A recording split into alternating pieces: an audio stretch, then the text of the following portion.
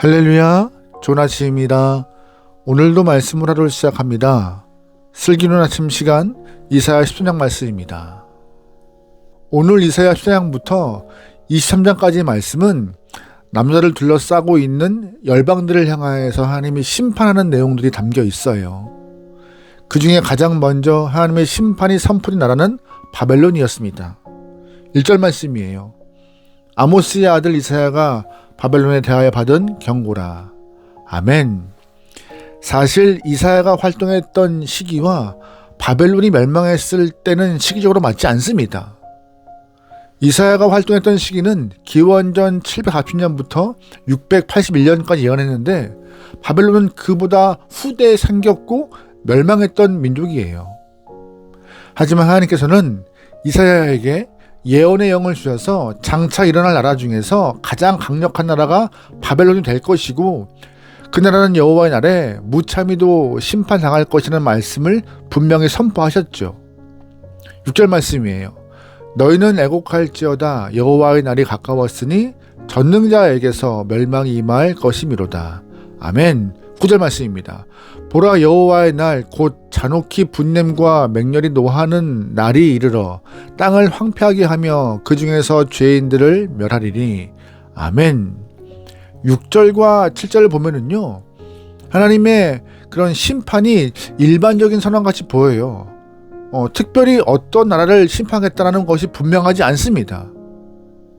하지만 그 이후 하나님은 구체적으로 바벨론을 언급하시면서 예언을 심판을 설명하시는 부분이 나옵니다. 17절이에요. 보라 은을 돌아보지 아니하며 금을 기뻐하지 아니하는 메대 사람을 내가 충동하여 그들을 치게 하리니. 아멘. 하나님께서는 17절에 등장한 메대 사람들을 충동시켜서 바벨론을 칠 것이다라고 분명히 말씀하고 계십니다. 기원전 539년에 바벨론은 메대와 바사의 연합군에 의해서 멸망당해요. 역사적으로. 하나님의 예언은 틀린 적이 없습니다. 18절입니다. 메대 사람이 활로 청년을 쏘아 죽이며 태 열매를 궁일이 여기지 아니하며 아이를 애석하게 보지 아니하리라.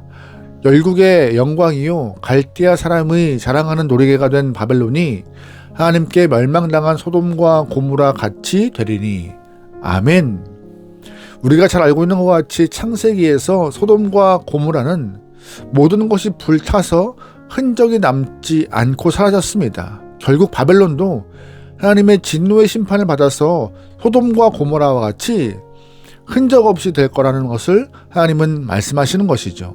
그러면 하나님은 왜 이 바벨론을 심판하실까요? 도대체 바벨론이 무엇을 잘못했기에 열국의 영광이었던 바벨론을 물참히 심판하셔야 했을까요? 그 이유가 11절에 있습니다. 내가 세상의 악과 악인의 죄를 벌하며 교만한 자의 오만을 끊으며 강포한 자의 거만을 낮출 것이며. 아멘. 11절 말씀에서 바벨론이 멸망당한 이유는요, 교만과 강포함이라고 말하고 있어요. 강포함. 여러분, 강포가 뭔지 아세요? 바로 포악함을 말하고 있습니다. 하나님이 선민으로 선택한 이스라엘 백성들이 하나님 앞에서 바로 살지 못하고 하나님 말씀대로 지키지 못했기 때문에 하나님은 남유다 주변 열강들을 들어서 이스라엘을 심판하겠다 말씀하시는 것이었습니다. 결국 바벨론은 하나님 손에 붙잡힌 몽둥이였던 것이에요. 하지만 남유다의 주변 열강들이 하나님 손에 붙잡힌 몽둥이일 뿐인데 스스로 신분을 망각하고 스스로 하나님이 된 것과 같이 높아지려 할 때 하나님은 그 나라들을 가만히 두지 않겠다 심판의 말씀을 선포하셨던 것이죠. 오늘 우리가 이 말씀을 통하여 얻는 것은 무엇일까요? 결국 하나님께서는 우리 주변에 이해할 수 없는 악들을 분명히 심판하실 것입니다. 분명한 사실이에요. 하나님께서는 하나님보다 높아지려 하는 그런 교만한 영혼들을, 또한 포악함을 보이는 악한 자들을 하나님의 권능의 손으로 분명히 심판하십니다. 그러므로 우리는요, 악한 존재를 두려워할 필요가 없어요. 우리가 집중해야 할 것은 내가 주 앞에 바로 서 있는가, 내가 말씀 앞에 바르게 살고 있는가를 항상 체크하고 점검하는 것이 중요한 것입니다.